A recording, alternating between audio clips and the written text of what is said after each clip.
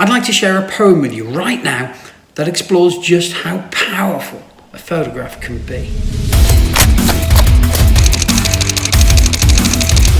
Hi, I'm RILEYPHOTOS, and this week I've been pondering about photography, and in particular just how important, how powerful a photograph itself can be to people. And I came across this poem.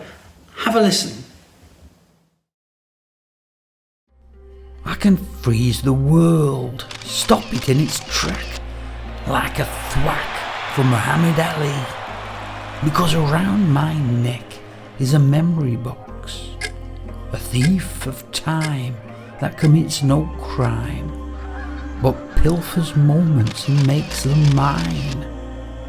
It screenshots my vision with fleeting derision to stop the world turning, watches us yearning for that time back again.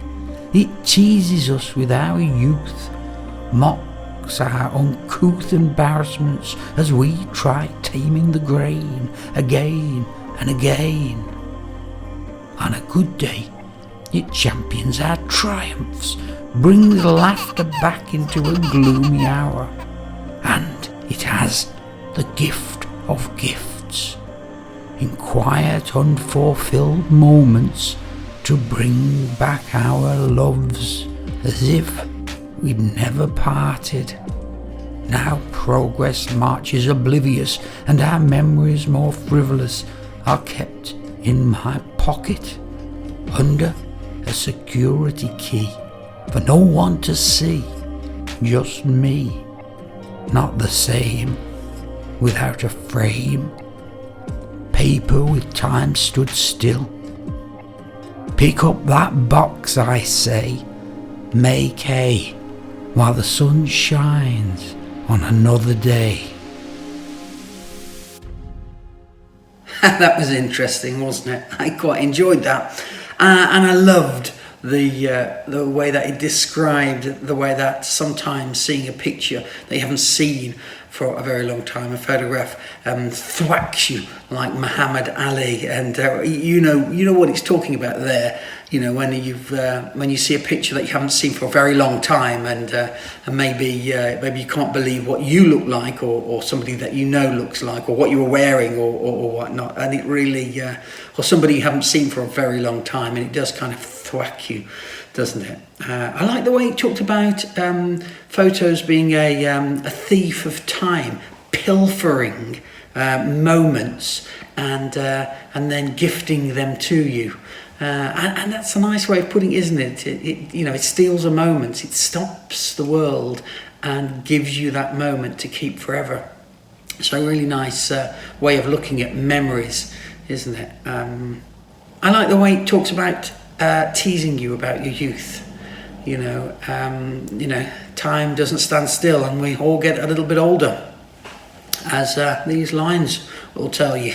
But we look at pictures, don't we, of ourselves and our loved ones and our children and whatnot, and it reminds us of our youth. It's a constant reminder, a lovely reminder, but also that rhyme is made with uncouth, because we've all got pictures, haven't we, of ourselves, perhaps a little bit worse for wear. Perhaps we had a picture taken after a few drinks, and we've all got those pictures hiding away in our photo collection somewhere.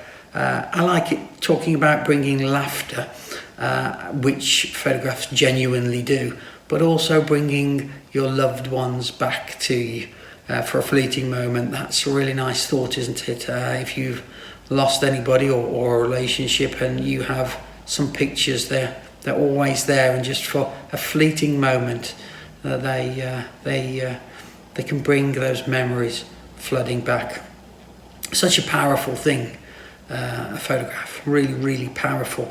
And that brings the end of this poem to what I think the crux of it is, and that is how photographs are getting lost almost, in the cloud. They're stored on cameras increasingly, and no longer put in frames on sideboards and for a constant reminder, a constant picture, a little glimpse in your everyday life, but they're hidden under a security key, and under your password on your phone, up there in the cloud somewhere. And how often do you leaf through them? How often do you go back 10, 15 years looking at some of those pictures?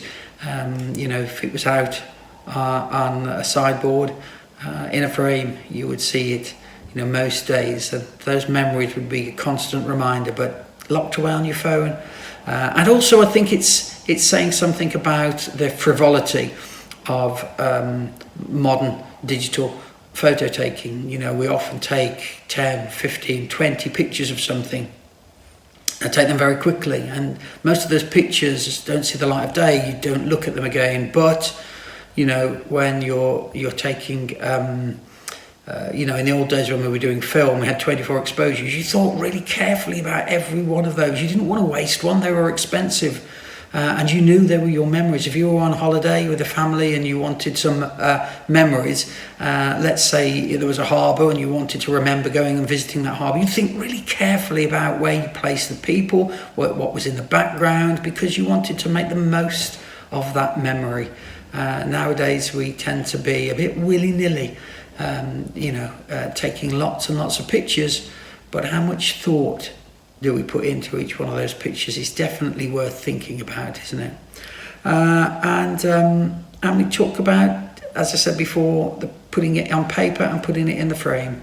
So all in all, I enjoyed that, and it's really made me think, which I think is a good thing. And I think photographers, it would be a good moment for reflection to think, how many pictures do you take and how much thought you put into each and every one, because photographs are a really, really powerful thing.